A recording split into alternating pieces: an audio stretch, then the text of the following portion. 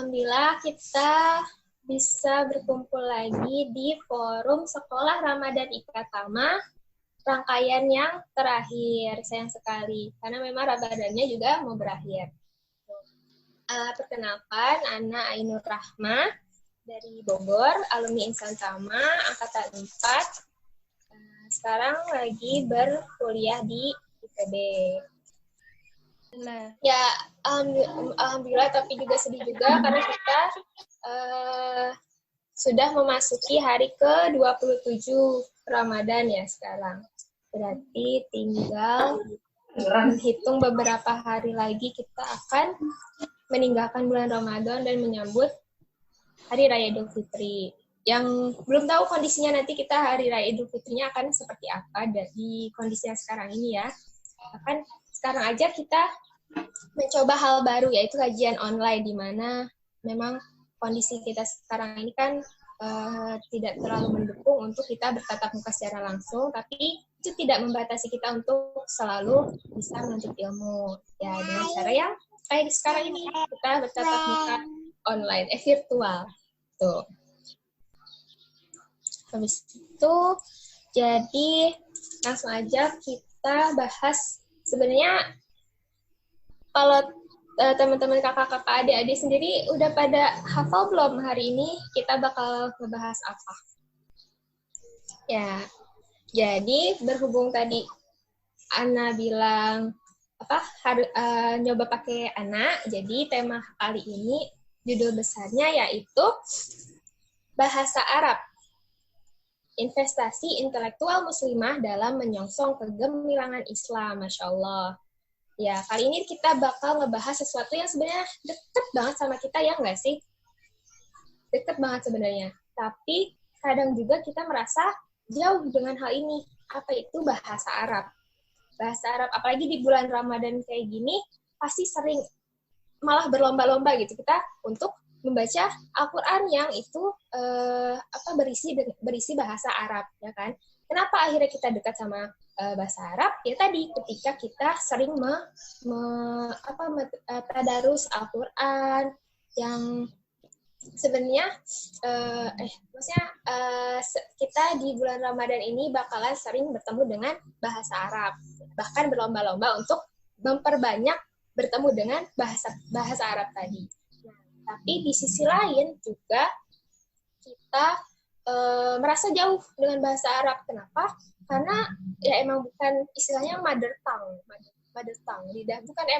bukan bahasa kita gitu. Jadi butuh usaha untuk bisa memahaminya lebih dalam lagi. Karena memang bahasa Arab sendiri kan itu luas banget ya. Maksudnya untuk mempelajarinya itu bahkan harus butuh usaha yang lebih. Jadi, tema besarnya yaitu tentang bahasa Arab. Kenapa? Mumpung lagi bulan Ramadan, kita sangat dekat dengan bahasa Arab tadi. Itu. Tuh, Masya Allah ya. Jadi, kita akan membahas tentang bahasa Arab. Akhirnya, kenapa bisa di sisi lain kita merasa dekat, dan kenapa akhirnya kita merasa jauh, dan gimana cara kita seharusnya seorang muslimah gitu ya khususnya untuk bisa kembali lagi mendekatkan diri kepada bahasa Arab tadi. Gimana nanti bakal dijelaskan oleh para pengisi kita yang insya Allah luar biasa sekali. Betul tidak? Kak Sasa, Kak Syifa sangat luar biasa, bukan? Masya Allah. Ya, jadi karena udah langsung aja kita masuk ke materi pertama kali ya. Tuh. Jadi nanti materi pertama. Oh ya, sebelumnya hampir lupa. Udah hilang ya. Terus Kak Ana bakal bacain dulu. Terus dari pertemuan kita di Zoom kali ini. Menunggu dulu layarnya muncul. Bismillah, yuk kita mulai. Jangan lupa baca doa hendak belajar ya. Bagi teman-teman yang mungkin baru masuk, jangan lupa baca Basmalah, Al-Fatihah, dan doa belajar dulu masing-masing. Semoga yang tadi udah masuk duluan, udah semua baca. Doa belajar biar berkah ilmunya insya Allah. Langsung ya ke materi yang pertama. Insya Allah akan disampaikan oleh Kak Zaharal Haq Makbur. Beliau ini pemerhati sastra, mahasiswa Syariah Islamia Universitas Al-Azhar Kairo, dan salah satu alumni Insan Tama angkatan 4. Ya kan, sama kayak aku. Anak. Tuh. Nah, kita ini beliau ini luar biasa sekali. Kita mendapatkan pembicara yang sangat jauh dengan perbedaan waktu 5 jam. Ya, betul tidak, Sasa? Iya, betul. Di sana jam berapa sekarang? Sekarang jam 5:30 pagi. Wah, Masya Allah, baru habis sholat subuh. Nah, habis sahur, sholat subuh langsung ngisi. Masya Allah. Barakallah. Wafikum barakallah. Semoga perjuangannya bisa mendapatkan hal yang kali-kali lipat. Apalagi ini bulan Ramadan. Tuh. Nah, Sasa sapa dulu nggak nih para hadirinnya? Iya, boleh. Assalamualaikum warahmatullahi wabarakatuh. Waalaikumsalam warahmatullahi wabarakatuh. Alhamdulillah, Ana sehat. Sekarang di Mesir lagi cuacanya panas banget. Kita 40 derajat siang-siang. Wah. Berarti malamnya dingin banget tapi? Teman-teman semuanya? Malamnya? Enggak, ini kita udah mau masuk musim panas. Jadi ya masih awal-awal musim panas. Jadi nanti kalau udah musim panas bisa 50 derajat. Iya. Teman-teman gimana kabarnya? Semuanya sehat ya? Alhamdulillah. Alhamdulillah. Biasa. Langsung aja nih kita. Jadi kan tadi udah disebutin nih judulnya tentang bahasa Arab.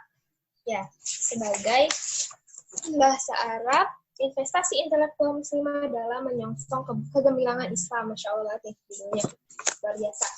Nah, sebenarnya kalau kita lihat tadi itu, kenapa sih akhirnya kita tuh harus benar-benar tahu bahasa Arab, terus kita harus memilih bahasa Arab, mengutamakan bahasa Arab gitu ya.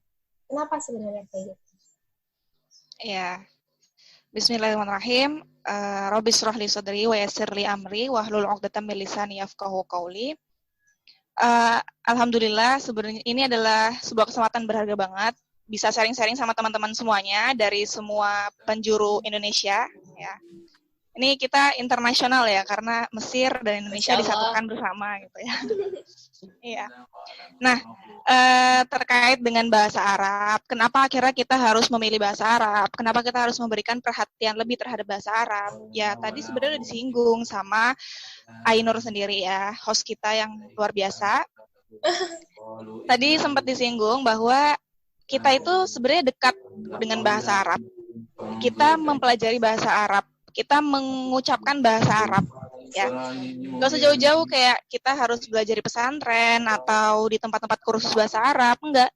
Kita sebagai umat Islam, sebagai umat Muslim, itu kita sudah terbiasa ya mengucapkan bahasa Arab, yaitu Al-Quran. Karena kita itu udah terbiasa ngaji gitu kan, apalagi di bulan Ramadan ini, ya. Dan itu adalah bahasa Arab. Siapa sih yang nggak tahu kalau Al-Quran itu bahasa Arab? Pasti semuanya tahu kalau Al-Quran itu adalah bahasa Arab. Nah, kemudian pasti kita pernah nggak sih kita itu bertanya-tanya, ya, sebagai umat Islam, kenapa Al-Quran itu diturunkan dengan bahasa Arab? Kenapa Al-Quran itu tidak diturunkan dengan bahasa yang lain? Kenapa harus bahasa Arab? Gitu. Di sini kita akan bahas kenapa Al-Quran itu diturunkan dengan bahasa Arab, ya. Jadi kalau kita melihat ke bahasa itu sendiri, ke Al-Quran itu sendiri, Al-Quran kan kita tahu bahwa Al-Quran itu adalah mukjizat ya.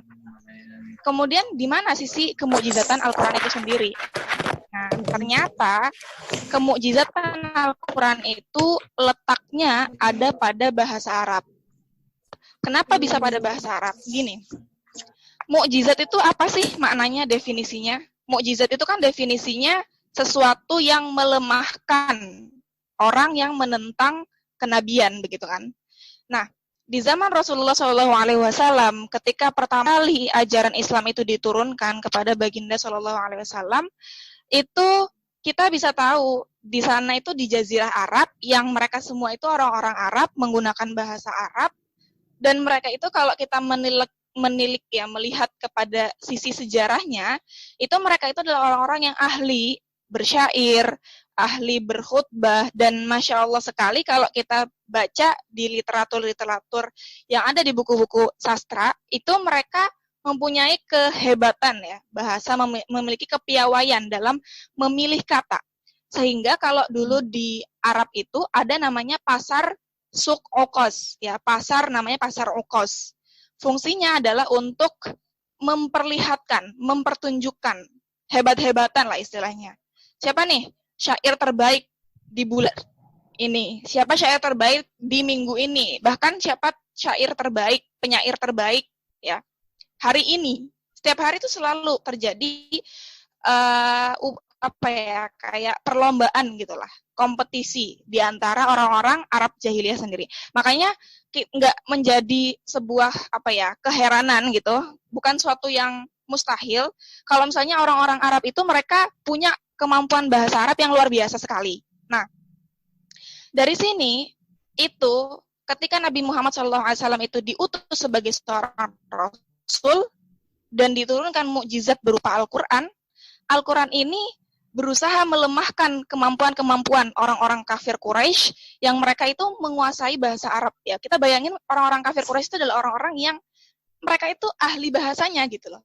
Kalau kita ibaratkan sekarang itu ya mungkin kalau kita mau belajar bahasa Inggris gitu kan, ya kita belajar pasti ke orang-orang yang ahli bahasa Inggrisnya dong, orang-orang Amerika, orang-orang Inggris, dan lain-lain. Nah, ini begitu juga dengan bahasa Arab. Kalau kita mau belajar bahasa Arab, ya keahlinya siapa ya? Orang-orang Arab sendiri, gitu kan.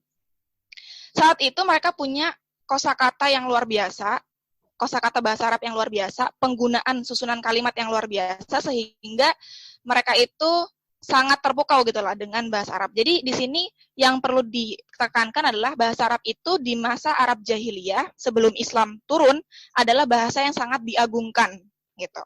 Makanya Al-Qur'an turun dengan bahasa Arab. Kenapa? Untuk melemahkan orang-orang yang selama ini menuduh bahwa Nabi Muhammad itu adalah penyihir, yang mengatakan bahwa Nabi Muhammad itu adalah apa? Pembual gitu ya. Orang yang bohong, yang kazib gitu kan. Di dalam Al-Quran banyak sekali disebutkan bahwa Nabi Muhammad itu dicaci dengan kazib, sahir, dan lain-lain. Pembohong, pendusta, penyihir. Nah, maka Al-Quran ini diturunkan dengan bahasa Arab untuk menantang. Makanya kan di dalam Al-Quran kita tahu ya, di surat Al-Baqarah, banyak di surat itu kan Allah mengatakan, datangkan kepadaku semisal satu ayat. Mereka nggak bisa. Kalau ada cerita lucu gitu, kita di bahasa Arab itu ada cerita. Jadi dulu orang Arab itu mereka mau mendatangkan ayat semisal Al-Quran. Terus mereka bikin namanya surat. Kan kalau di Al-Quran ada surat Al-Fil gitu ya. Ya. Terus mereka bikin surat yang lain. Al-Fil juga. Tapi kalau Al-Fil kan ini bagus ya. Kita di dalam Al-Quran itu Allah menggambarkan tentang tahun gajah. Lah ini digambarkan di dalam surat yang dibuat oleh orang kafir Quraisy itu tentang penggambaran bentuk gajah. Gajah itu telinganya lebar, telinganya besar. Itu di mana letak keindahannya itu kan nggak ada gitu. Makanya nggak bisa itu dikatakan sebagai mereka itu berhasil membuat atau mengalahkan Nabi Muhammad gitu ya dengan Al-Qur'annya gitu. Itu nggak bisa.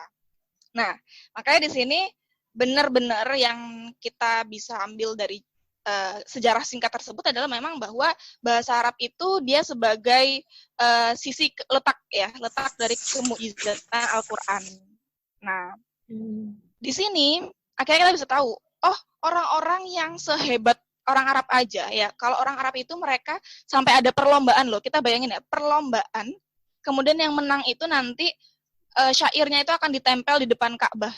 Namanya mu'allaqat sab'ah. Jadi tempelan-tempelan yang ada di Ka'bah gitulah. Dipajang, dan itu membuat apa ya, kayak mereka tuh bahagialah. Namanya dipajang, syairnya dipajang, ya itu kan karena itu namanya pujian ya, pasti semua orang akan menyukai pujian. Nah, tapi ternyata ketika Allah memerintahkan kepada orang-orang kafir Quraisy untuk mendatangkan semisal satu ayat saja, itu mereka nggak bisa. Gitu. Berarti kan dipertanyakan gitu loh. Kamu selama ini mengatakan bahwa Nabi Muhammad itu pendusta, pembohong, penyihir, kalamnya itu dikatakan sebagai sihir. Coba kamu bisa nggak sekarang membuat semisal itu? Kamu mengatakan bahwa Nabi Muhammad berdusta, bahwa kalam-kalam yang dikeluarkan oleh Nabi Muhammad itu adalah kalamnya Muhammad sendiri. Berarti kalau kalamnya Muhammad sendiri, kamu juga sebagai manusia yang sama dengan Nabi Muhammad, sebagai seorang manusia loh ya, harusnya kamu bisa dong memberikan semisal satu ayat. Ternyata mereka nggak bisa dong. Ya. Jadi di sini adalah letak kemukjizatan, sebagaimana mukjizat itu fungsinya adalah untuk melemahkan orang yang menentang kenabian. Makanya di sini memang letak kemukjizatan daripada Al-Quran itu dari bahasa Arab. Nah, sekarang pertanyaannya, kalau kita mengatakan kita berbangga ya, kita sebagai umat Islam pasti sukanya itu membanggakan ini loh Al-Quran, mukjizat yang abadi sampai hari ini, bahkan kata Allah dijaga sampai nanti kiamat. Nah, kalau misalnya kita membanggakan seperti itu, kita itu sudah mempelajari bahasa Arab yang dengan bahasa Arab tersebut diturunkan Al-Quran atau belum? Sampai kita mau membanggakan gitu bahwa Al-Quran itu adalah mukjizat yang abadi gitu ya, yang dijaga oleh Allah gitu. Kalau ngomong-ngomong kayak gitu tapi nggak mau mempelajari bahasa Arab, berarti itu dipertanyakan gitu loh. Itu makanya kenapa akhirnya bahasa Arab kemudian yang dipilih ya oleh Allah Subhanahu wa taala. Hatta Allah itu mengatakan di dalam Al-Qur'an lisanun arabiyyun mubin ya. Bahwa Al-Qur'an itu adalah diturunkan dengan lisan Arab ya, dengan bahasa Arab yang mubin, yang jelas. Kenapa dikatakan jelas ya tadi? Karena memang saat itu kita berbicara saat itu. Jangan disamakan lisanun arabiyyun mubin, jelasnya bahasa Arab itu dengan lisanun sekarang kita, gitu kan. Kalau kita kan orang Islam, umat Islam, kita pasti bertanya-tanya, di mana letak kejelasan bahasa Arab? Orang bahasa Arab itu loh susah. Kok bisa dibilang jelas gitu? Di mana letak kejelasannya gitu kan? Ya jangan disamakan dengan kita hari ini. Kalau kamu mau menyamakan dengan kita hari ini, berarti ya kita harus mengupgrade diri kita, mau mempelajari bahasa Arab sehingga kita bisa merasakan bahwa memang Al-Quran itu adalah lisanun arabiyyun mubin. Ya, diturunkan dengan bahasa Arab yang memang jelas. Dan kita merasakan kejelasan dari bahasa Arab itu sendiri. Lewat mana? Lewat kita mempelajari bahasa Arab. Nah, ini makanya ini adalah kenapa akhirnya Allah Subhanahu wa taala itu menurunkan Al-Quran dengan bahasa Arab. Tadi karena memang di Arab sendiri itu mayoritas mereka sangat mencintai bahasa Arab dan sangat berlomba-lomba ingin menunjukkan keahlian bahasa Arab mereka gitu. Itu. Nah, berarti selain alasan memang dari bahasa Arab sendiri kan bahasa yang digunakan di dalam Al-Quran itu ya, yang memang terbukti bahasa Arab juga bahasa yang tinggi gitu ya, emang sulit. Maksudnya sulit tuh karena memang luar biasa gitu bahasa Arabnya. Nah, kalau misalnya dari situ sebenarnya dulu kaum muslimin sendiri itu mempergunakan bahasa Arab tuh seluar biasa apa sih? Maksudnya bisa sampai membuat peradaban gitu. Iya. Jadi gini, ada banyak kisah ya di dalam Al-Quran gitu. Jadi kalau kita kembalikan kepada ayat yang pertama kali turun di dalam Al-Quran, itu ada ayatnya Iqra' bismi rabbikal ladzi khalaq. Perintah yang pertama kali Allah turunkan adalah Iqra' membaca. Dan ini kita bisa ambil bahwa ketika umat Islam itu diberikan Al-Quran dengan bahasa Arab sebagai bahasa utamanya, dan perintah pertamanya adalah membaca, maka di sini terjadilah peningkatan taraf berpikir umat Islam. Karena perintah yang pertama kali diperintahkan bukan yang lain-lain, tapi membaca. Karena dengan membaca kita bisa mengetahui pemikiran-pemikiran lain, kita bisa mengetahui informasi-informasi yang lain, gitu kan. Nah, di sini akhirnya mulai terjadi peningkatan taraf berpikir umat Islam saat itu, saat awal yang dimana umat Islam, umat orang-orang Arab di zaman jahiliyah sebelum masuk Islam itu mereka adalah orang-orang yang dari segi keilmuan itu mereka tidak memperhatikan keilmuan, mereka hanya menyukai bahasa loh ya, bahasa. Tapi dari segi yang ilmu tuh mereka nggak suka, gitu. Dari segi kalau ilmu itu kan luas ya, cakupannya ya luas. Mereka itu tidak menyukai ilmu gitu. Jadi mereka hanya menyukai ya bahasa Arab aja gitu sebagai sastra. Mungkin ada ilmu-ilmu yang lain yang dia tuh berkaitan dengan kayak ilmu falak gitu, ilmu tentang perbintangan dan lain-lain gitu. Nah, akhirnya di sini bisa terlihat orang-orang yang memeluk Islam itu mereka termotivasi dengan perintah pertama yang diperintahkan oleh Allah, Iqra. Karena perintah itu kalau di dalam usul fikih kan, usul fikih itu sebuah kaidah fikih gitu ya. Itu amr itu atau kata perintah itu fungsinya adalah untuk wajib, sebuah kewajiban. Makanya perintah Iqra itu dia menggunakan fi'lul amr. Fi'lul amr itu kata kerja perintah yang fungsinya akhirnya adalah wajib. Makanya membaca itu adalah wajib. Maka dari sini akhirnya termotivasilah umat Islam untuk semakin giat membaca sehingga pemikiran dan taraf berpikir itu meningkat sehingga bisa meningkatkan sebuah peradaban. Nah, ini menarik sekali. Ada beberapa contoh ya kalau tadi kita bahas kenapa sih ada sisi kemukjizatan daripada Al-Qur'an ya.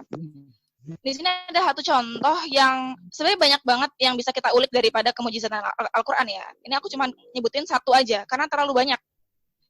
Nah, jadi kalau misalnya kita itu di dalam nahwu ya, karena bahasa Arab itu kan luas ya, ada nahwu. Nahwu itu kaidah grammarnya bahasa Arab. Ada balaghah. Balaghah itu ilmu sastranya bahasa Arab gitu. Nah, itu ada yang namanya kalau fiil kata kerja itu fungsinya adalah untuk tajdid ya, untuk memperbaharui sesuatu. Jadi kalau kita menggunakan kata kerja itu fungsinya untuk memperbaharui sesuatu. Tapi kalau kita menggunakan isim, ya isim itu kata bisa isim orang, nama orang dan lain-lain. Itu fungsinya untuk litasbit, isbat ya, untuk menetapkan sesuatu. Jadi kalau misalnya aku kasih contoh, ada misalnya namanya Aisyah ya. Aisyah itu isim. Aisyah zahibah. Aisyah pergi. Zahibah itu dia isim. Fungsinya di sini adalah untuk menegaskan, menetapkan bahwa Aisyah itu pergi dan dia nggak akan melakukan pergi yang kedua kalinya. Sedangkan kalau kita gunakan, kita ganti ya khobarnya, kita ganti kata yang ya kata khabarnya yang menunjukkan kabarnya itu. Kita ganti dengan fiil kata kerja, misalnya Aisyah tadhhabu. Nah, ini fungsinya itu untuk tajdid, melakukan pembaharuan. Jadi setelah pergi, dia akan pergi yang kedua kalinya, dia akan pergi yang ketiga kalinya, dia akan pergi yang keempat kalinya. Nah, ini berlaku juga dalam Al-Qur'an. Kalau kita tadi udah lihat contohnya di dalam kata kerja dan kata-kata yang gampang-gampang seperti itu, kita lihat, kita praktekkan ke dalam Al-Qur'an. Ada di dalam Al-Qur'an, ayatnya adalah Qul hal min khaliqin yarzuqukum. Qul hal min khaliqin ghairillahi yarzuqukum mayasya gitu ya. Nah, di sini kata yarzuqukum. Yarzuqukum itu adalah fi'lun ya. Yarzuqukum adalah fi'lun. Fi'lun apa? Fi'lun mudhari. Kalau fi'lun mudhari itu present tense gitu ya. Jadi itu fungsinya adalah untuk tajdid, memperbaharui. Artinya adalah Allah itu memberikan rezeki terus-menerus. Beda kalau misalnya Allah di dalam Al-Qur'an mengatakan kul hal min khaliqin ghairillahi raziqukum, menggunakan isim. Maka ini kita bisa mendapatkan bahwa, kita bisa menyimpulkan bahwa Allah itu memberikan rezeki hanya sekali dan nggak pernah memberikan rezeki kedua kalinya dan ketiga kalinya gitu. Itu salah satu contoh kemukjizatan daripada Al-Qur'an. Jadi cuman dari peletakan kata kerja dan isim aja kita bisa tahu, oh ternyata luar biasa sekali Al-Qur'an itu dengan bahasa Arabnya. Nah, kemudian ada ya, kalau kita kembalikan ke judul dari kelas Ramadan kita hari ini, sekolah Ramadan kita hari ini, bahasa Arab investasi muslimah dalam menyongsong kegemilangan Islam. Itu kita bisa lihat bahasa Arab itu sebagai investasi bagi seorang muslimah. Kenapa saya katakan sebagai investasi? Karena gini, kita berpikir masa depan gitu. Kita berpikir bahwa bahasa Arab itu dia memiliki urgensi yang sangat penting sekali untuk apa? Untuk alat ya, berijtihad. Alat berijtihad itu menggali hukum. Karena kan kita itu sebagai seorang muslim kita diminta untuk taqayyud ya, terikat dengan hukum syara. Maka semua hukum-hukum itu harus kita kembalikan kepada sumbernya yang benar. Jangan sampai kita ngambil hukum itu asal comot gitu. Jadi semuanya itu harus disesuaikan dengan ilmunya, porsinya masing-masing. Makanya ketika kemudian kita mau menggali sebuah hukum, itu kita harus lihat, kita kembalikan kepada bahasa Arab. Ya. Nanti di situ ada banyak sekali bahasa Arab, cabang-cabang ilmunya yang sangat banyak, ya. Dan disitulah akhirnya fungsi daripada bahasa Arab itu sendiri sebagai alat untuk kita menggali hukum. Karena tanpa itu kita nggak bisa mengetahui hukum-hukum yang ada dalam Islam. Yang Allah berikan, yang Allah perintahkan di dalam Al-Quran itu hukumnya itu adalah umum. kita butuh hadis yang menjelaskan Al-Quran gitu.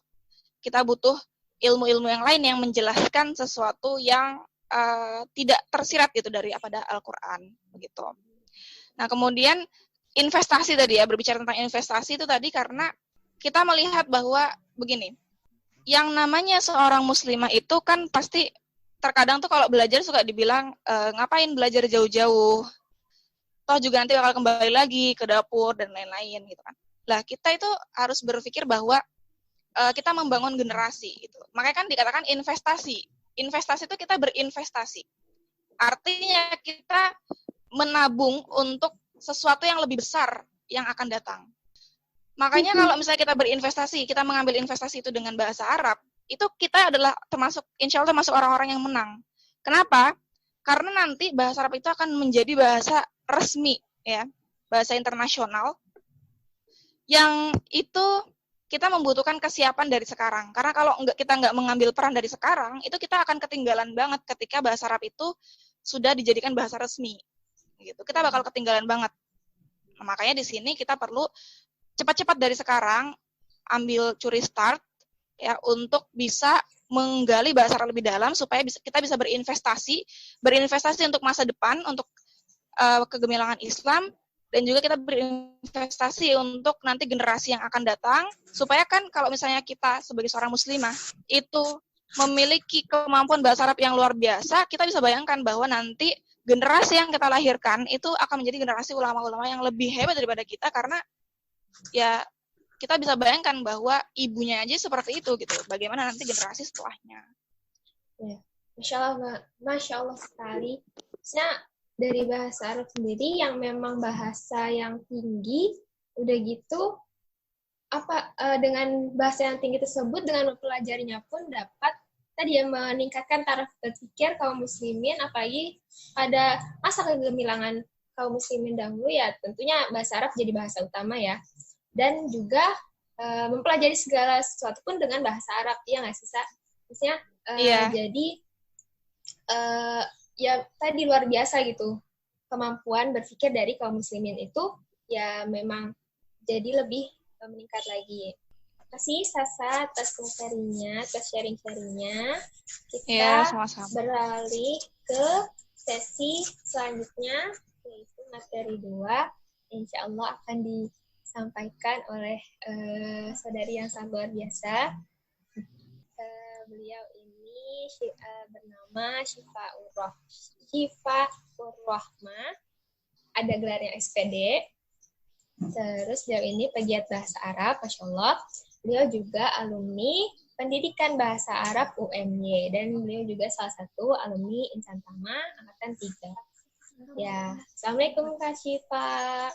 Waalaikumsalam warahmatullahi wabarakatuh. Lagi di mana itu, Kak?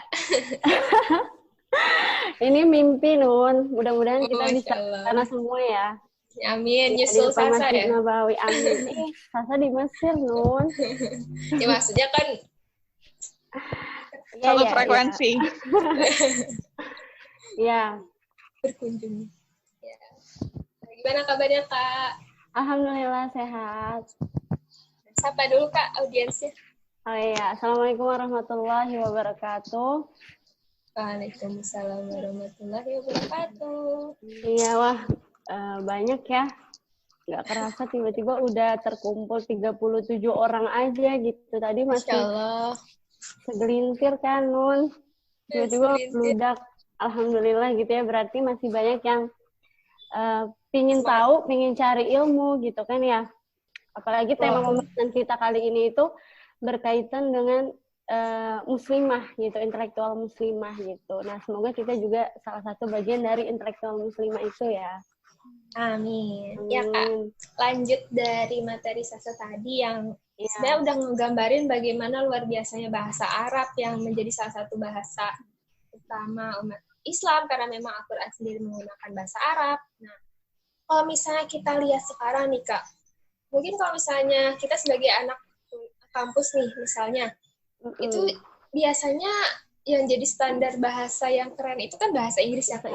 Jadi orang tuh cas-cis bahasa Inggris tuh rasanya sangat luar biasa gitu, wah gitu ya. Tapi ketika bahasa Arab, ya ampun alim sekali kamu gitu kan, maksudnya jadi kayak menghindari gitu. Nah sebenarnya gimana sih Kak faktanya sekarang tuh kenapa akhirnya bisa malah menghindari gitu sebenarnya kaum muslim itu terhadap bahasa Arab sendiri. Ya, bismillahirrahmanirrahim. Tadi ya menjawab pertanyaan dari Inun gitu ya. Mungkin di sini Ana akan sedikit menyampaikan atau menggambarkan ya fakta yang terjadi di tengah-tengah kita gitu, khususnya kepada muslimah sendiri gitu ya. Bagaimana faktanya muslimah hari ini terhadap bahasa Arab gitu. Salah satu contoh gitu ya yang bisa saya ambil kan, yang bisa Ana ambil ya, pakai Ana antum ya Nun ya. Iya, biar harus terbiasa. Ana juga ya. Tadi kayaknya ada. Iya gitu ya. Jadi salah satu contoh pertama, fakta pertama yang bisa Ana ambil adalah satu, muslimah saat ini itu mereka enggan mempelajari bahasa Arab gitu, karena mereka merasa gitu ya mempelajari bahasa Arab ini karena bahasa Arab itu adalah bahasa yang kuno, istilahnya nggak keren kan tadi ya kata Inun ya. Bahkan Nun, kenapa Ana bisa mengambil fakta ini ya? Karena ini terjadi gitu. Bahkan karena Ana sendiri bergelut kan di pendidikan bahasa Arab. Gitu ya, bergelut. Nah, teman-teman di sana sendiri tuh ada yang bercerita gitu. Bahwasanya mereka ketika ditanya gitu, kamu jurusan apa gitu kan? Mereka malu gitu buat mengungkapkan bahwa mereka itu dari jurusan pendidikan bahasa Arab gitu. Karena alasannya karena takut dianggap so alim gitu, kayak alim banget lo gitu, kayak ustadz aja dan lain sebagainya, seperti itu ya begitu. Kalau Kakak gimana Kak? Kalau saya bangga dong Nun, jelas. Masya Allah. Iya kan. Nah terus habis itu di sisi lain ya Nun ya, mereka menganggap bahwa bahasa Arab itu bahasa yang nggak keren tadi, terus menganggap bahwa bahasa Arab ini pelajarannya amat sangat sulit. Jadi di situ mereka udah nyerah duluan tuh. Susah ribet belajar bahasa Arab gitu kan.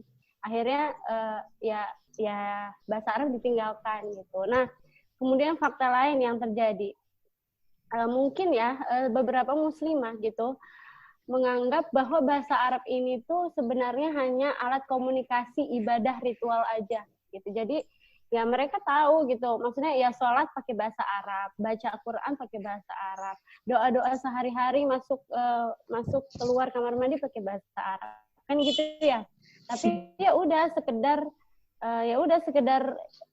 ketika kita beribadah ya udah pakai bahasa Arab, udah cukup gitu. Nah kemudian ada fakta lain apa gitu, ada yang mereka beberapa muslimah mungkin mereka sudah paham atau mengetahui bahwasanya bahasa Arab itu penting bagi umat muslim gitu. Hanya saja mereka mempelajari bahasa Arab tujuannya adalah sebatas untuk duniawinya aja. Contohnya gini Nun, dia giat nih belajar bahasa Arab tapi tujuannya untuk dapat beasiswa ke luar negeri. Kan ada ya sekarang syarat-syarat misalnya ke luar negeri harus bisa bahasa Arab gitu contohnya ya. Nah akhirnya mereka giat belajar bahasa Arab tapi tujuannya untuk itu aja gitu. Jadi nggak sampai pada tadi yang dicontohkan saya bahwasanya kita belajar bahasa Arab itu tujuannya adalah untuk membangkitkan kembali kegemilangan Islam. Nggak sampai ke sana taraf berpikirnya muslimah saat ini gitu. Nah itu mungkin beberapa fakta yang bisa Ana jabarkan gitu ya Nunya, yang bisa Ana gambarkan kepada teman-teman sekalian gitu. Iya Kak. Berarti bener ya tadi, maksudnya ketika bisa bahasa Arab tuh serasa gimana gitu ya, maksudnya harusnya bangga, tapi kayak Kak Syifa itu kan bangga sekali ya, maksudnya bisa, makanya mengambil jurusan bahasa Arab, ya kan Kak? Iya, alhamdulillah. Nah, dari fakta tadi tuh sebenarnya kenapa sih Kak bisa terjadi kayak gitu? Maksudnya kan muslimah sekarang kayaknya walaupun ada yang mau gitu mempelajari bahasa Arab, tapi masih banyak juga yang malah yang nggak peduli juga gitu mau belajar bahasa Arab. Iya. Yang pasti kenapa terjadi demikian pasti ada sebabnya ya Non ya. Kalau kita lihat nih dari sisi individunya dulu deh, kenapa orang itu nggak mau gitu ya mempelajari bahasa Arab? Ya pertama karena memang dia belum memaknai bahasa Arab itu sendiri sebagai bahasa utama dalam mendalami agama Islam gitu. Jadi nggak sampai ke sana berpikirnya, tadi kan dikatakan.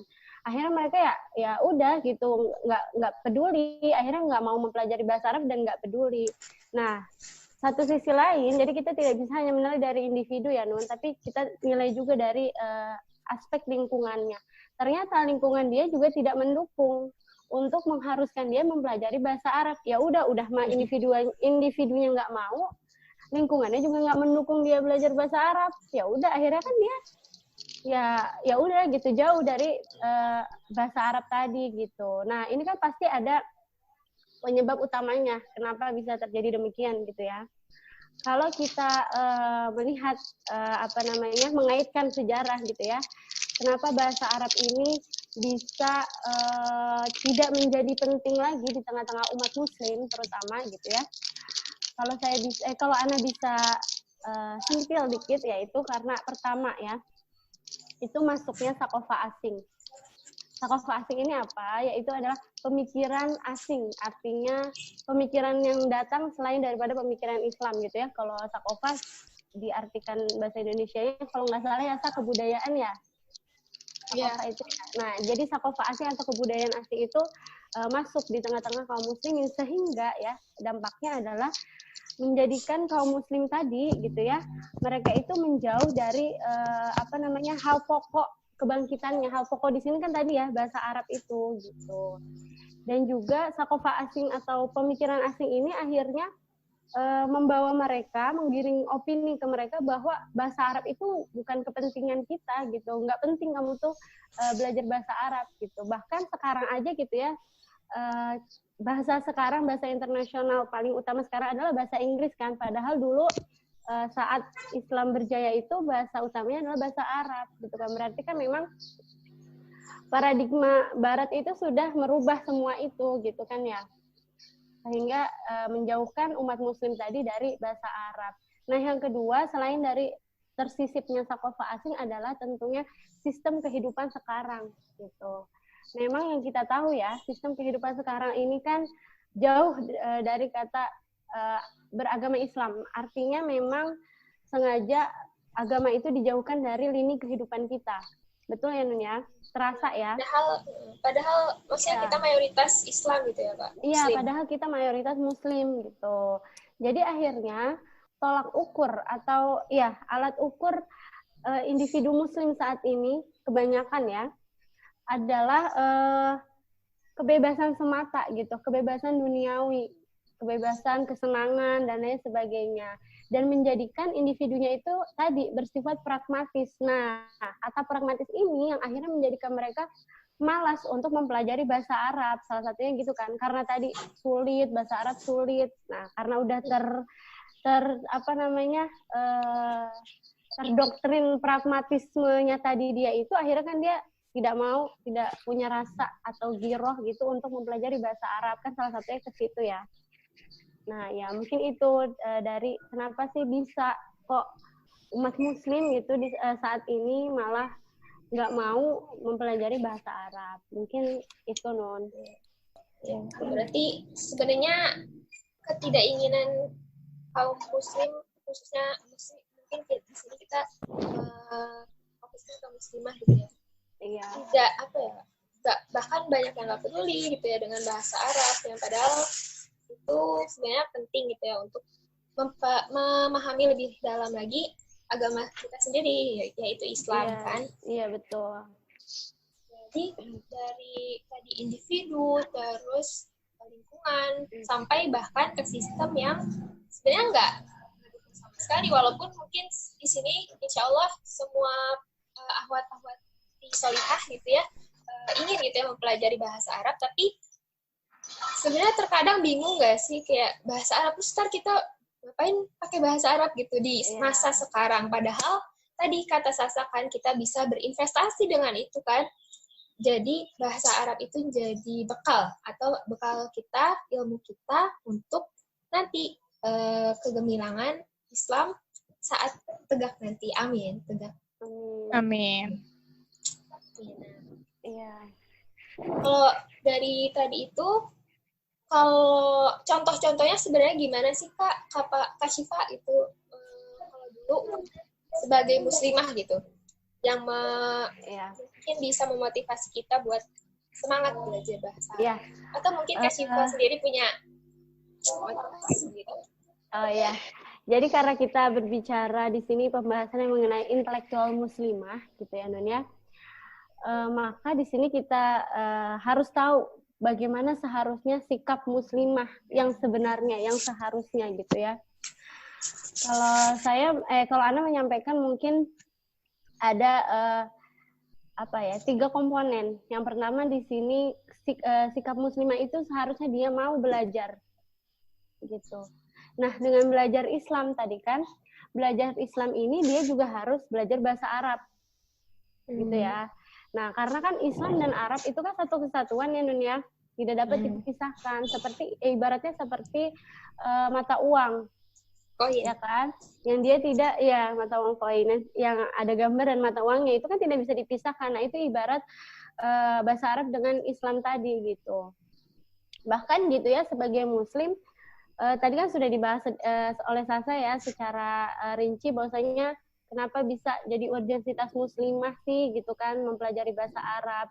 Bahkan kalau bisa dikatakan mempelajari bahasa Arab ini sebetulnya adalah fardhu ain bagi setiap individu kaum muslim gitu. Karena tadi ya, karena bahasa Arab dan Islam tidak bisa dipisahkan gitu. Nah, kemudian sikap setelah mempelajari itu sebagai muslim itu harus mengamalkan ilmu tersebut. Jadi nggak cuman kita dapat ilmunya aja nih gitu kan, tapi juga harus mengamalkan. Karena ada pepatah ya Nun mengatakan bahwa al ilmu bila amalin kasyajari bila samarin. Ilmu yang tidak diamalkan bagai pohon yang tak berbuah gitu. Jadi ibaratnya ilmu itu akan sia-sia apabila kita tidak mengamalkannya. Nah, kemudian poin yang selanjutnya adalah mendakwahkan gitu. Jadi sikap muslimah itu setelah dia paham ilmunya gitu ya, kemudian dia dengan giat mempelajari bahasa Arab dan tujuannya adalah untuk memperdalam ilmu agama Islam tadi, kemudian dia mengamalkannya dalam aktivitas sehari-hari. Yang terakhir adalah kewajiban dia untuk menyampaikan kepada yang lain gitu. Seperti salah satu hadis ya yang berbunyi balighu anni walau ayah gitu kan, sampaikanlah dariku kata Nabi Muhammad ya, walau satu ayat. Berarti kan di situ ada kewajiban bagi kita untuk menyampaikan tadi ilmu yang kita miliki gitu ya.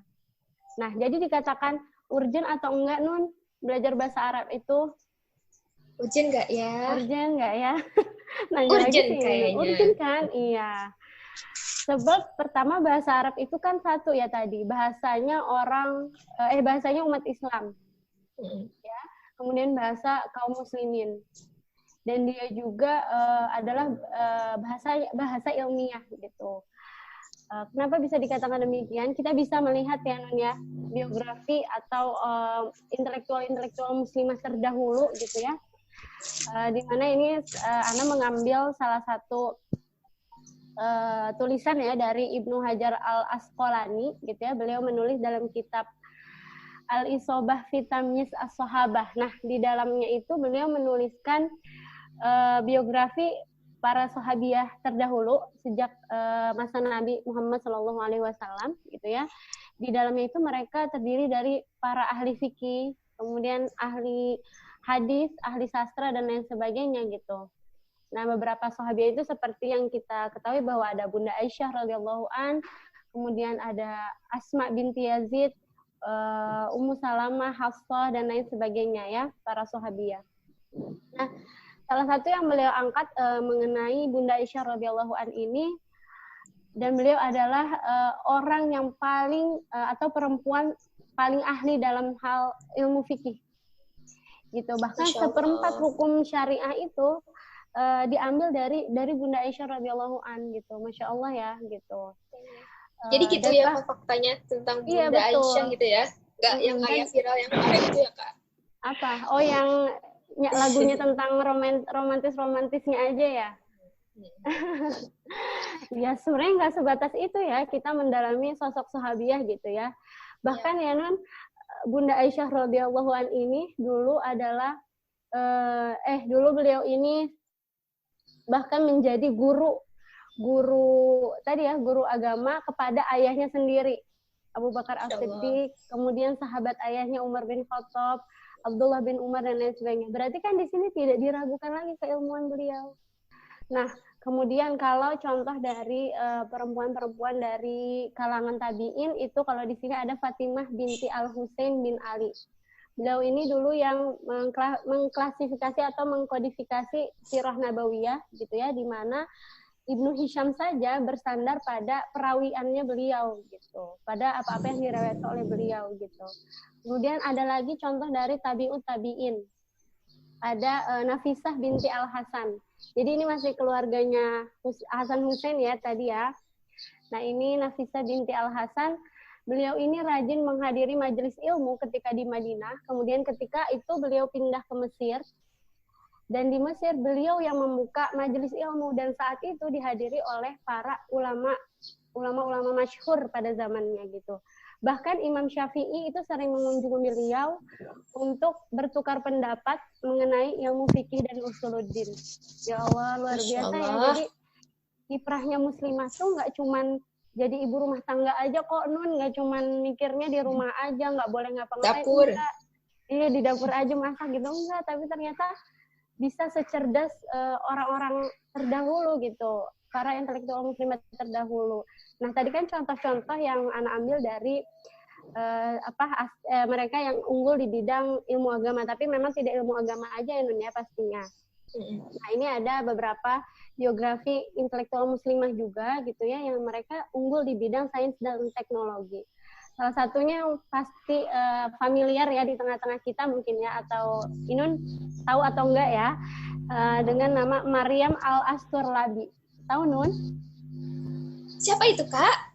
Harus tahu. Harus tahu dong.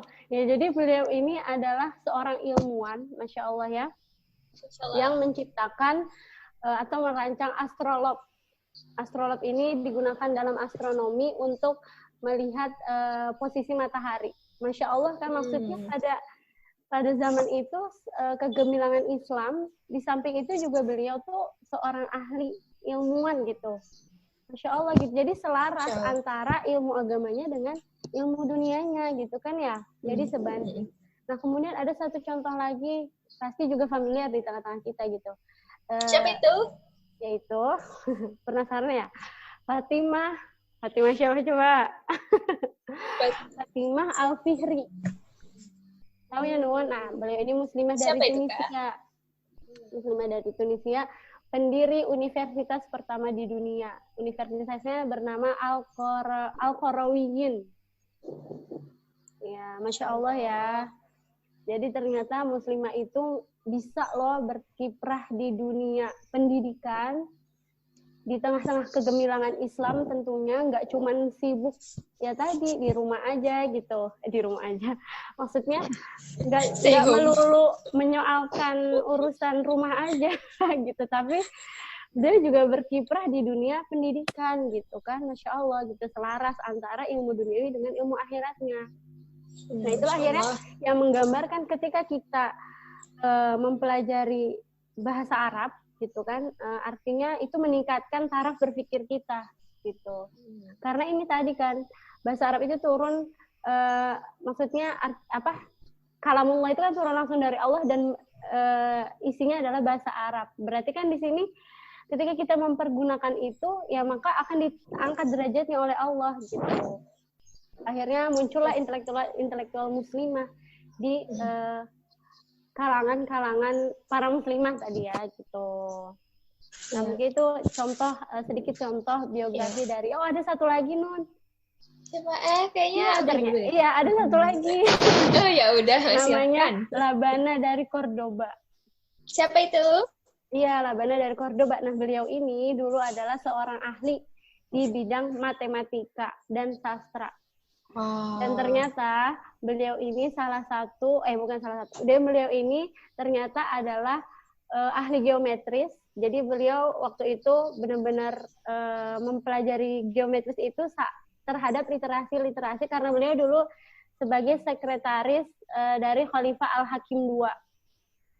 Nanti dicari ya teman-teman. Jadi kita harus tahu nih sejarah-sejarah muslimah terdahulu itu seperti apa kiprahnya terhadap dunia pendidikan gitu. Dengan tadi ya setara dengan ilmu keislamannya dan ilmu dunianya gitu. Nah itu sebagai contoh dari intelektual muslimah terdahulu. Jadi sebenarnya kayak jadi bukti gitu ya Kak, dengan mempelajari bahasa Arab itu bukan berarti kuno, tapi malah dengan mempelajari bahasa Arab berarti semakin memahami Islam. Nah, dengan kita memahami Islam berarti kita juga bisa dengan memahami Islam bukan berarti kita gitu dengan agama kita, tapi juga bisa meluas gitu ilmu kita, ilmu dunia, ilmu agama juga nggak kurang pastinya gitu kan. Nah, seperti yang tadi udah disebutin sama Kak Syifa. Iya. Masya Allah sekali, emang memotivasi. Ya kayak Kak Syifa gitulah ya. Terus, nah sekarang, mengingatkan lagi, sekarang kita masuk ke sesi diskusi bagi teman-teman yang punya pertanyaan. Boleh lewat video atau lewat chat. Bagi teman-teman yang punya pertanyaan, silahkan bisa dibuka mic-nya, di-unmute maksudnya, dan berkata anak-anak gitu. Anak Kak Inun. Siapa itu? Anak, itu? Ada juga tuh yang nyalain. Bukan. Kak Zahro. Mirip sore. Ya, pengen nanya nih, terserah buat siapa aja, bisa dijawab sama Sasa, bisa dijawab sama Syifa gitu ya. Masya Allah gitu tadi ngedengar dua materi, maksudnya ngedengar dua ilmu dari pemateri kita gitu, banyak yang baru, banyak hal yang baru, dan tentunya sebenarnya banyak juga gitu loh materi-materi yang sebenarnya ini tuh bukan pertama kalinya kita dapat, kayak misalnya kita tuh sebenarnya tahu gitu kan bahwasannya bahasa Arab itu memang bahasa Arab dan Islam itu tuh adalah salah satu kunci kegemilangan Islam itu muncul, dan kunci juga kenapa Islam itu bisa runtuh gitu kan. Dan tadi benar gitu loh, bahasa Arab ini investasi bagi kita seorang perempuan, seorang wanita, karena kita yang nanti akan menjadi generasi gitu. Ketika kita nggak banyak tahu ilmunya ya juga rugi gitu kan. Nah, pingin nanya nih, jadi kan gini, buat Syifa, buat Sasa, ini kan dua-duanya tuh sama-sama termasuk orang yang ada pada lingkungan, walaupun lingkungan kecil ya, lingkungan kecil yang itu tuh mendukung untuk belajar bahasa Arab, dan memang udah lebih jauh gitu kan belajar bahasa Arab dibanding kita dan saya gitu, yang baru nyoba dikit aja udah ya gitu deh, udah susah gitu kan. Dan pasti gitu kan, sekalipun di sini Sasa, Syifa itu udah belajar banyak tentang bahasa Arab, pasti gitu kan ya nemuin yang namanya kesulitan gitu. Aku aja baru belajar dikit udah langsung nemu gitu kesulitannya apa gitu. Apalagi yang udah belajar jauh pasti tuh akan lebih banyak. Baru nyoba satu langkah udah nemu kesulitan. Nanti dilanjutin ketemu lagi dan gak berhenti gitu kan. Maksudnya pasti ada kesulitannya gitu. Nah, pingin tahu dong kesulitan-kesulitan apa sih yang bakal kita temuin ketika kita tuh belajar bahasa Arab, karena jujur gitu ya, aku belum melangkah banyak untuk bisa belajar bahasa Arab gitu. Nah, ketika kita udah melangkah lebih banyak, kesulitan apa aja yang mungkin akan kita temuin biar kita tuh tahu, oh ketika nanti aku belajar, aku pasti bakal nemuin ini. Jadi jangan langsung nyerah gitu, karena ternyata banyak juga orang yang bisa menghadapi itu. Dan kira-kira gimana tuh cara menghadapi kesulitannya, gimana cara melewati kesulitannya, biar kita tuh istilahnya lebih real gitu. Tadi udah termotivasi untuk bisa belajar bahasa Arab, nah sekarang aku pingin gitu bisa ngedapetin kira-kira gimana supaya kita tuh nggak putus asa, supaya kita tuh nggak jatuh, supaya kita tuh ya bisa benar-benar semangat dan melakukan sesuatu yang nyata untuk bisa belajar bahasa Arab agar tujuan-tujuan tadi tuh tercapai gitu. Gitu, aku pengen tanya. Maaf ya panjang. Terima kasih. Oke, tadi langsung ini aja. Aku tadi pertanyaan dari, mohon maaf, tadi belum dibilang, pas mau nanya, sebutkan nama, dari mana. Tadi aku perkenalkan aja, Kak Zahro. Kak Zahro, temannya Kak Syifa. Jadi pertanyaannya... Ini siapa dulu yang jawab? Bentar. karena udah jam segini, mungkin aku batasin satu. Kalau misalnya mau jawab dua-duanya, 5 menit masing-masing, bisa nggak? Bisa. Bisa, insya Allah. Allah, udah mantap lah ya. Siapa dulu? Silahkan. Tadi udah, ini kan pertanyaannya. Sasa terakhir aja, aku dulu ya. Iya, iya boleh. Iya. Dihitung dari sekarang. Oke, kayaknya nggak sampai 5 menit juga deh kalau aku jawab ya. Mungkin ini based on true story ya, Zah ya. Karena yang namanya mempelajari bahasa Arab, iya memang pasti menghadapi yang namanya kesulitan gitu ya. Walaupun misalkan nih kalau saya pribadi ya udah suka Zah sama bahasa Arab, akhirnya kan mau nggak mau pas belajar bahasa Arab sedikit demi sedikit menerima gitu ya. Yeah. Nah, tapi perlu digarisbawahi yang namanya kita belajar gitu ya, apalagi ini kan belajar bahasa Arab, nggak bisa yang belajar langsung terus nanti kita bisa praktek gitu. Artinya nggak cuma sekali itu, jadi harus dimurojaah lagi gitu. Jadi terus menerus. Kalau aku pribadi kesulitan di belajar nahunya ini yang udah jauh ya, misalkan kayak mengi'rab. Nah itu aku sebetulnya jujur kesulitan banget mengi'rab gitu. Nggak tahu ya kan? Kak i'rab itu apa. I'rab itu apa ya? maaf. Jadi i'rab ini aku juga nggak tahu kok Kak, tenang. Maksudnya adalah apa sih penjelasannya? Ya pokoknya susah gitu ya. Itu memposisikan memposisikan fathah, kasroh, domah gitu di setiap huruf-huruf. Nukil gitu kan, nukil. Iya, dinukil. Ya, apalah itu ya. Bener gak sih? Malu aku. Itu sangat kesulitan. Jadi ketika aku misalkan nih baca Arab dulu ya, mau ini dia kalau katanya ini posisinya berarti dia fi'il apa misalkan, atau di sini dia sebagai maf'ul bih harus apa. Nah itu tuh nggak langsung secara spontan bisa menjawab, tapi benar-benar yang harus buka buku lagi Zah gitu. Nah pasti itu semua mungkin ada beberapa orang yang juga dapat hal seperti maksudnya sama gitu ya. Taraf kesusahannya dapat di kejadian kayak aku gitu. Jadi mungkin ya tadi masukannya adalah ketika kita belajar bahasa Arab ini nggak cukup hanya sekali gitu, tapi terus diulang gitu. Sama halnya seperti menghafal Al-Qur'an kan nggak cuma sekali menghafal, tapi pasti harus dimurojaahin lagi gitu. Ya mungkin itu sih Zah, bisa ditambahkan sama Sasa ya. Iya. Terima kasih Kak Syifa. Kok jadi aku yang bilang terima kasih? Ya, aku jawab pertanyaannya Kak Zahra ya tadi ya namanya. Ya, jadi kan sebenarnya kalau aku pribadi, semangat aku juga pernah merasakan di posisi kakak gitu. Jadi ya semoga ini bisa menjawab beberapa kegalauan gitu ya mungkin ya Kak ya. Yeah. Jadi ada satu ayat di dalam Al-Quran, Allah berfirman, manjahada fina lanahdiyannahum subulana. Manjahadu fina lanahdiyannahum subulana. Barang siapa yang bersungguh-sungguh di jalan kami, maka kami akan mudahkan jalan baginya.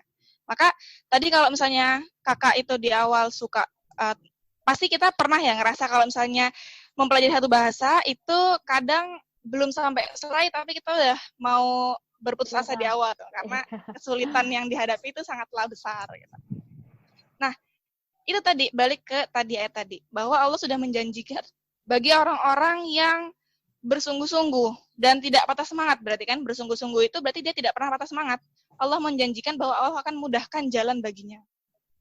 Ya, maka ayat ini yang selalu memotivasi Ana pribadi. Jadi kalau Ana udah down itu ya kembalikan lagi ke ayat ini. Nah, itu pertama. Kemudian yang kedua, untuk mempelajari bahasa Arab itu memang, kalau Ana pribadi itu, Ana juga sudah mencoba berbagai cara.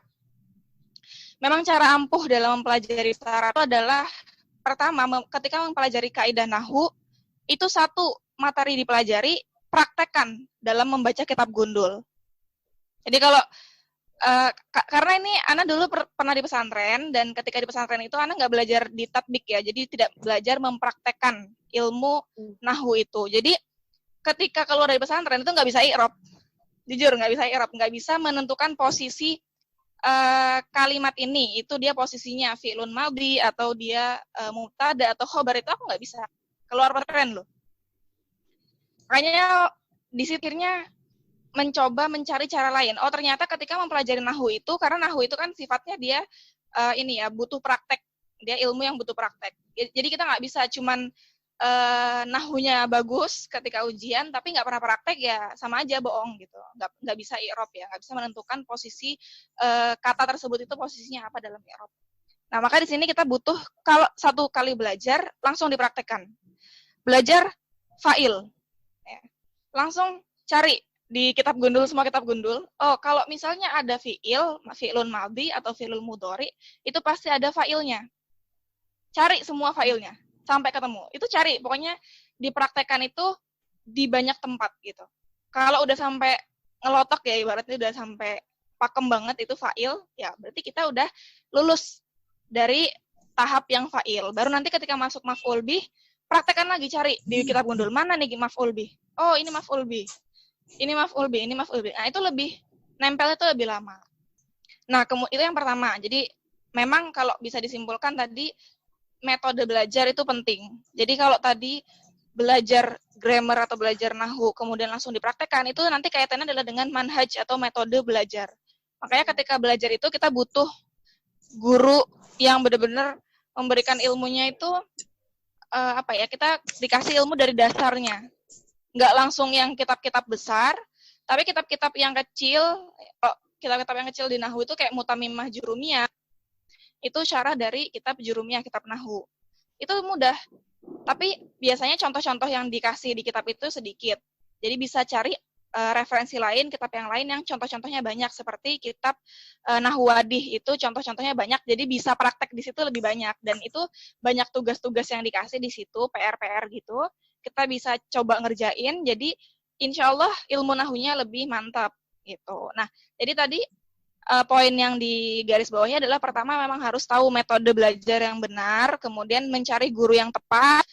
Jangan sampai, karena aku udah berkali-kali salah guru, jadi waktu yang dihabiskan untuk belajar itu hilang gitu.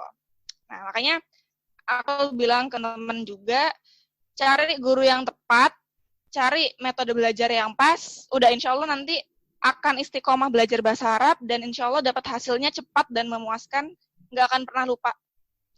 Masya Allah, terima kasih Syifa'u dan Sasa. Seneng banget sih. Gimana Kak Zahro? Ya, insya Allah sudah sangat menjawab. Doakan semoga kita semua di sini yang ingin belajar bisa Allah beri kemudahan dan kelapangan dalam belajarnya. Amin, insya Allah. Beralih ke pertanyaan selanjutnya. Sebenarnya di sini pertanyaannya mirip-mirip semua sih, tentang bagaimana belajar. Iya. Bagaimana belajar bahasa Arab, terus gimana menghadapi tantangannya, terus mungkin tips-tips. Tadi kan kalau Sasa bilang cari guru yang tepat ya. Nah, mungkin bisa lebih dijabarin lagi, itu guru yang tepat itu gimana? Karena mungkin misalnya kita fasilitasnya itu terbatas. Misalnya kelas online kah, atau guru yang emang benar-benar tatap muka kah, atau kayak gimana? Iya. Sebenarnya mencari guru yang tepat itu kita butuh, kalau mungkin kita kalau punya kakak kelas, punya senior, itu kita bisa tanya ke senior kita. Rekomendasi guru lah, ibaratnya. Jadi dengan direkomendasikan guru, itu kita insya Allah bisa tahu, oh ternyata guru ini udah direkomendasikan sama senior Ana yang udah luar biasa lah bahasa Arabnya gitu. Ana bisa nih coba belajar sama beliau gitu. Kemudian, jadi cara mengetahui guru yang bagus, metode belajarnya itu ya memang dari senior gitu.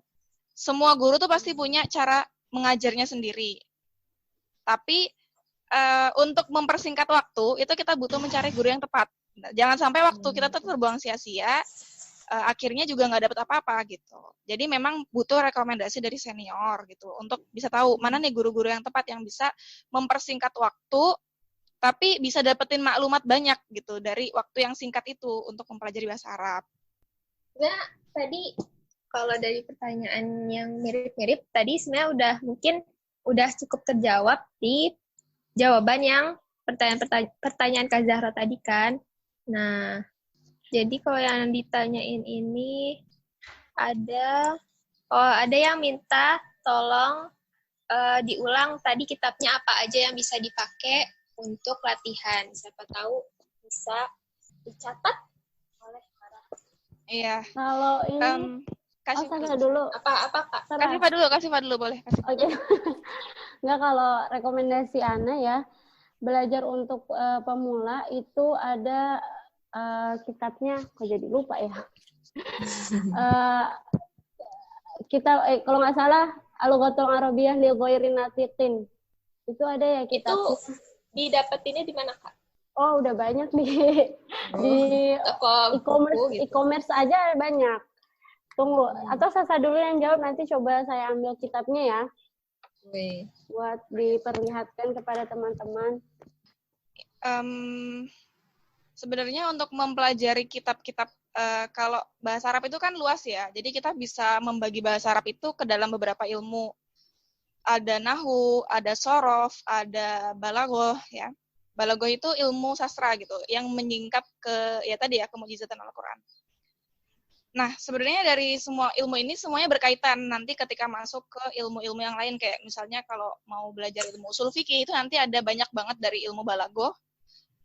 Dan itu makanya untuk mempelajari sebuah ilmu, ya kita tuh pintu utamanya tuh bahasa Arab. Selesaikan dulu. Nahwunya selesaikan, balaghahnya selesaikan, sorofnya selesaikan, baru nanti masuk ke ilmu yang lain. Gitu. Nah, untuk kitabnya sendiri kalau di nahwu, sebenarnya untuk pemula, itu jadi gini, jenis kitab itu ada jenis yang dia itu untuk pemula, untuk yang sudah di tengah-tengah, sama untuk yang udah benar-benar tingkatan akhir. Biasanya kalau di universitas-universitas ini, aku coba cerita sedikit ya, di Azhar itu kuliah bahasa Arabnya, karena kemarin kebetulan aku dapat tugas gitu untuk bantuin temen belajar bahasa Arab, dia jurusan bahasa Arab, tapi aku jurusan syariah. Keblinger juga sih. Nah, jadi anak-anak di jurusan bahasa Arab itu mereka kalau di Azhar, karena gini kan di SMA sama di SMP-nya itu mereka udah belajar kitab yang di bawahnya gitu ya. Jadi tadi kan tingkatan kitab itu ada banyak, ada yang pemula, di tengah, sama yang untuk yang paling akhir gitu ya.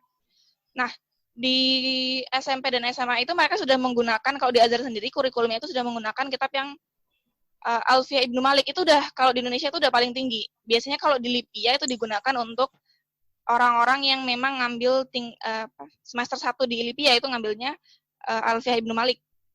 Tapi itu bagi pemula itu susah. Karena juga dulu megang Alfiyah itu dulu kalau dari pesantren megang Alfiyah udah nggak bisa baca.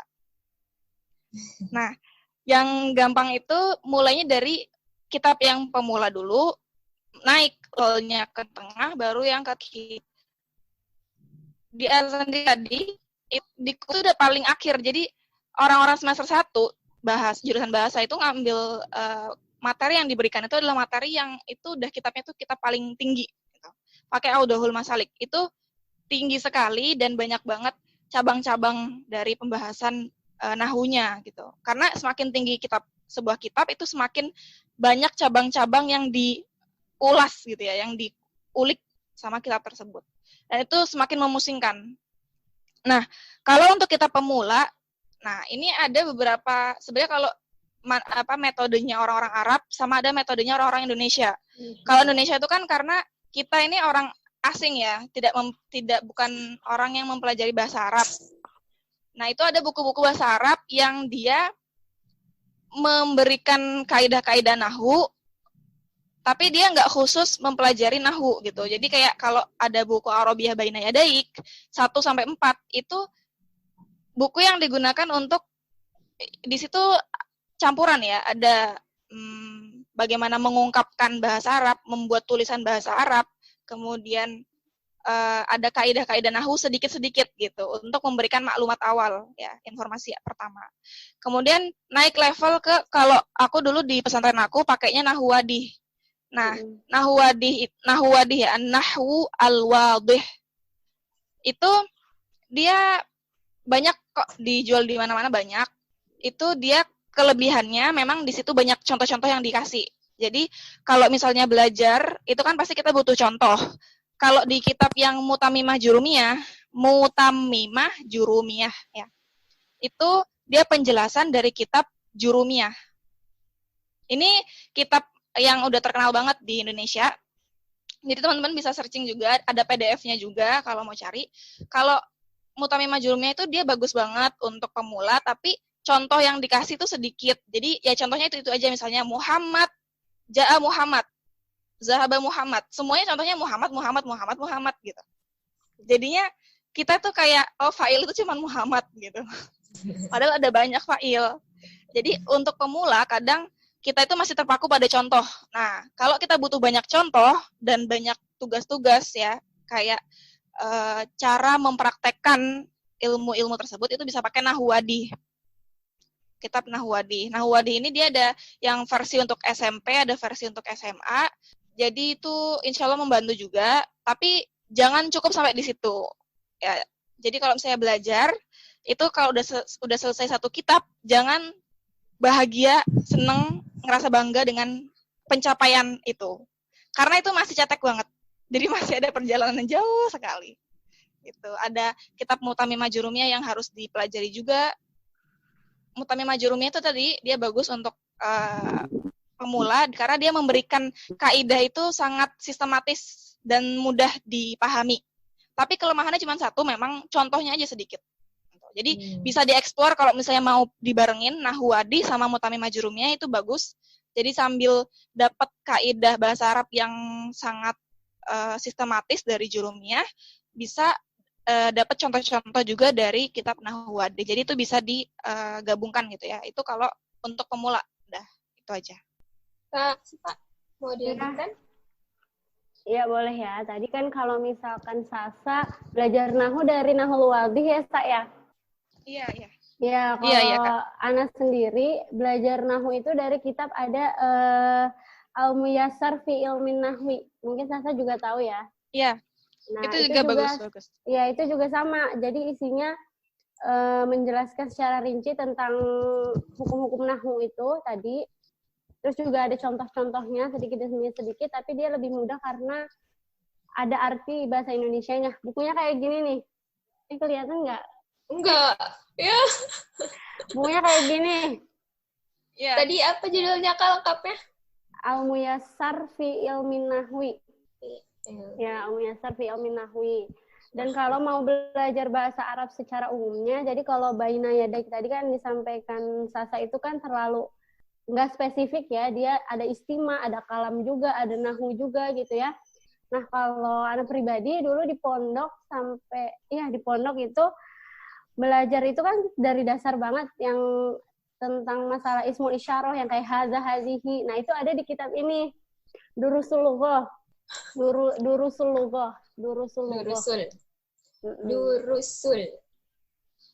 Nah itu kitab-kitab ini memang untuk pemula dan dikhususkan bagi ligoyerin atikin tadi, apa artinya orang asing ya, maksudnya selain daripada orang Arab gitu.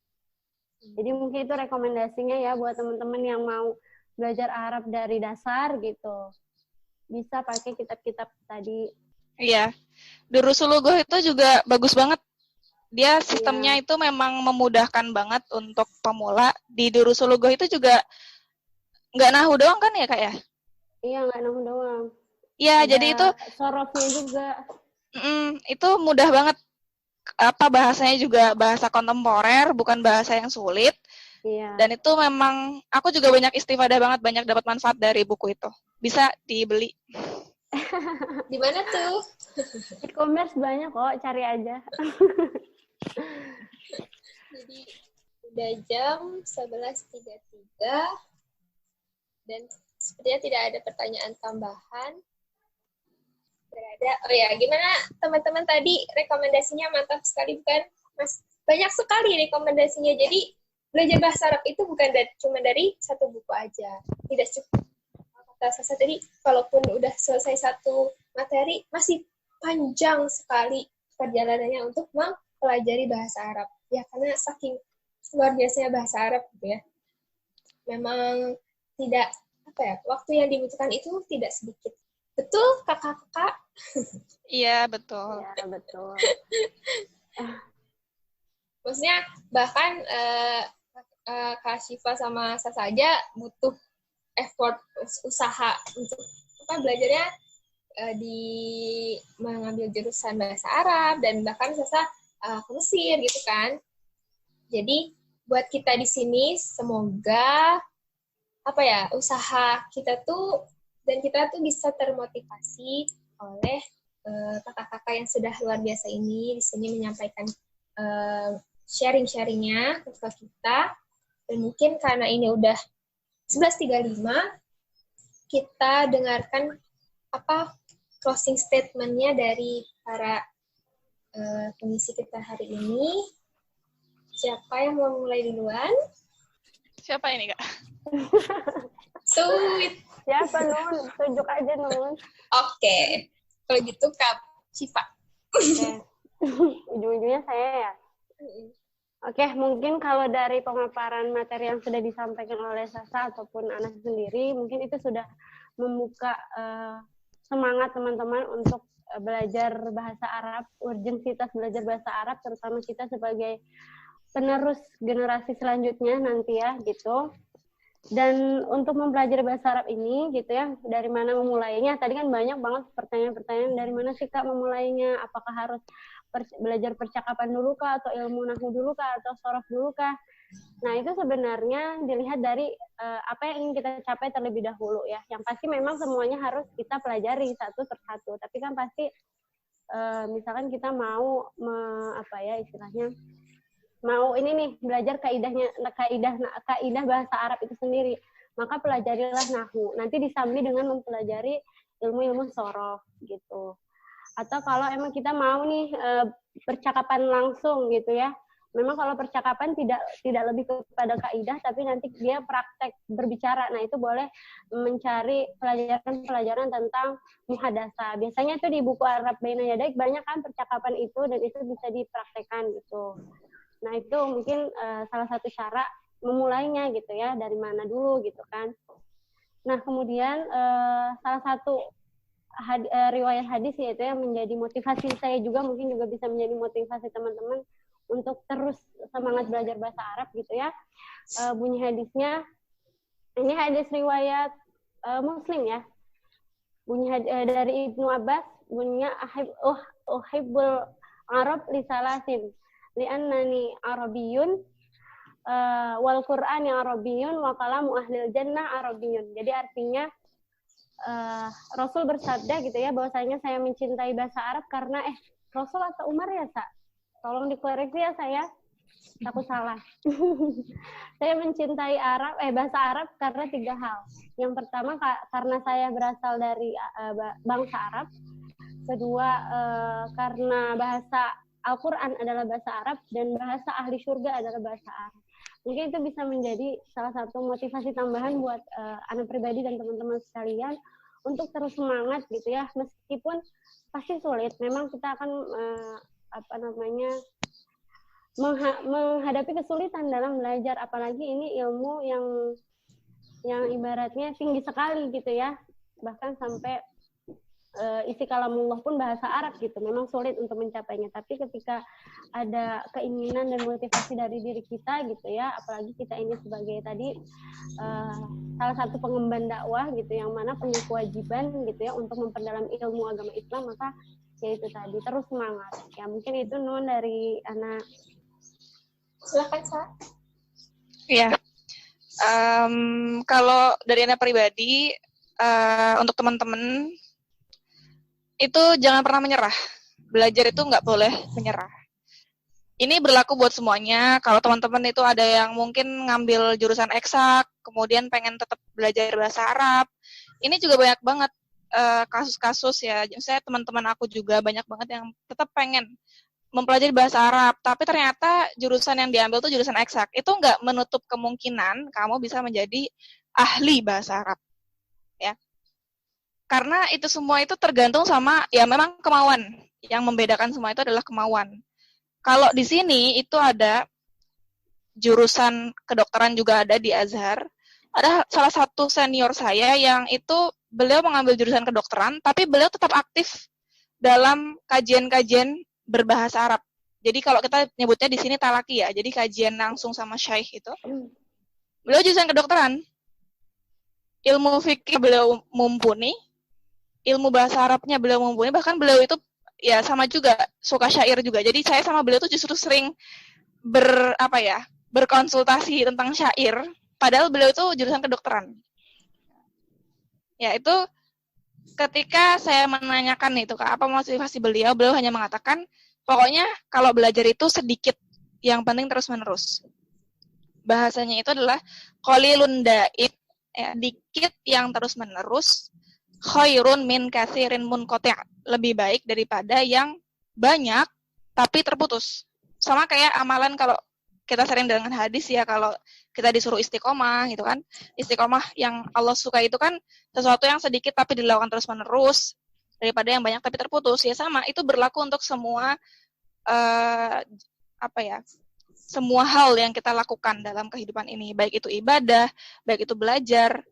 Jangan kita langsung karena ini masih semangatnya nih ya belajar bahasa Arab, akhirnya setelah kajian ini mau ngambil buku nahwu terus dibaca sampai malam gitu kan, nggak bisa terus habis itu menyerah.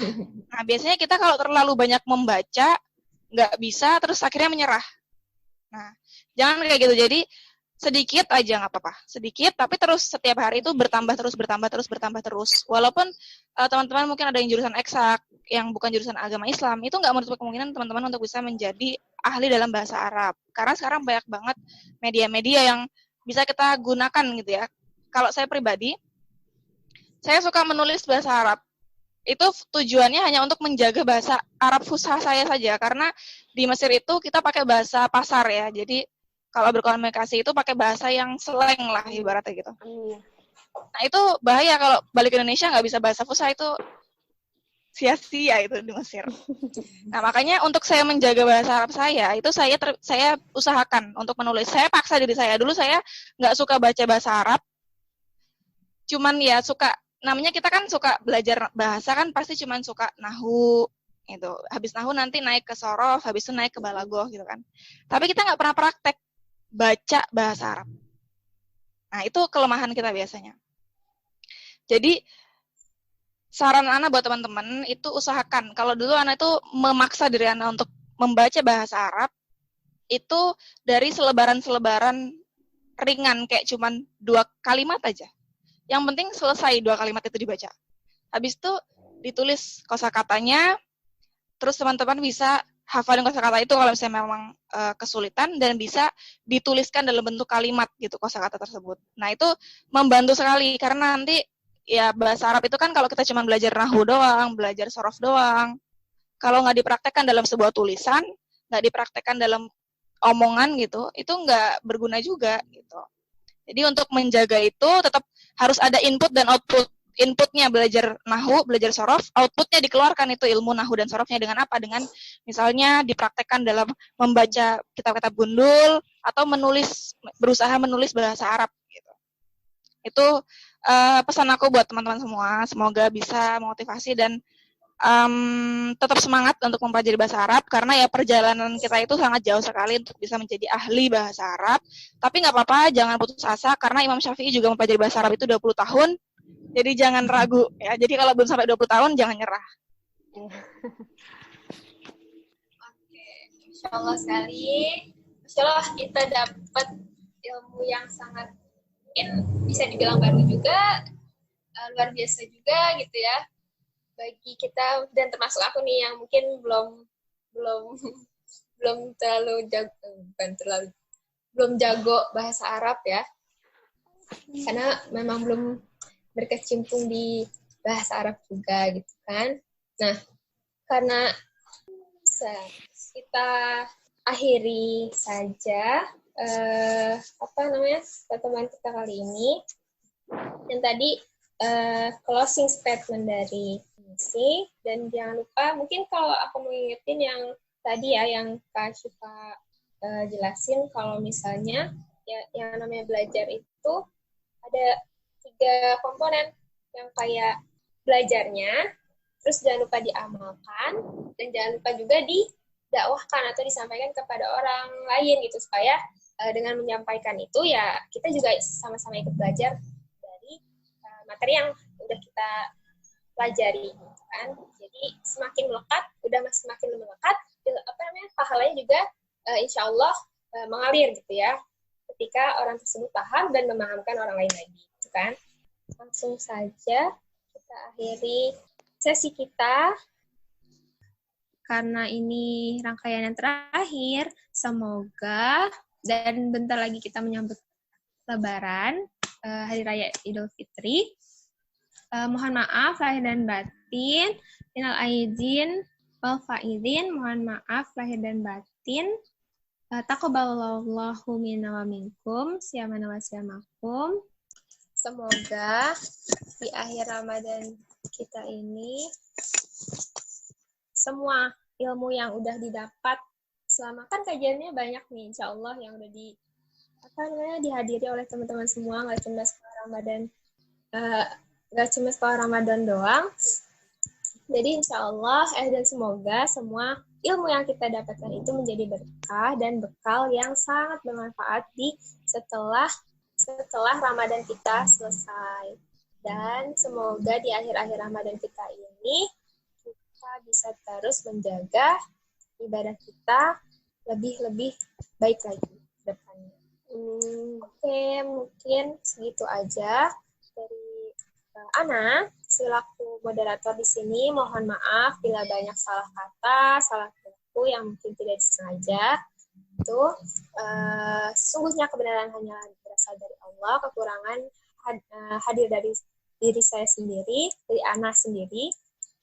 Ya, kurang lebihnya mohon maaf. Kita tutup dengan istighfar dan hamdalah dan doa penutup majelis. Wassalamualaikum warahmatullahi wabarakatuh.